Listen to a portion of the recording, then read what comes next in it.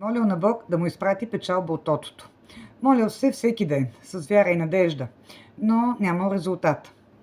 Докато един ден, по време на молитвата, не чул глас отгоре. Иди поне да пуснеш един фиш. Защо ти разказах този виц ли? Защото е истина, че ако си седиш на диванчето, гледаш си телевизия, хрупаш си чипс или си скролваш във Фейсбук и ТикТок, никой, дори Бог, не може да ти помогне. А ако предприемеш някакво просто действие, като това да отидеш до тотото, например, ще имаш резултат.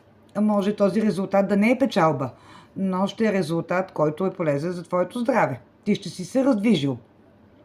Да правиш действия, които са добри за теб и ти носят успехи, е трудно и изисква усилия ли? Не е нужно да е така. Има много лесни, прости и не изискващи почти никакво усилие действия, които могат да ти дадат чудесен резултат. Ако ти е интересно какви са тези действия, напиши да в коментар и ще ти разкажа. До скоро!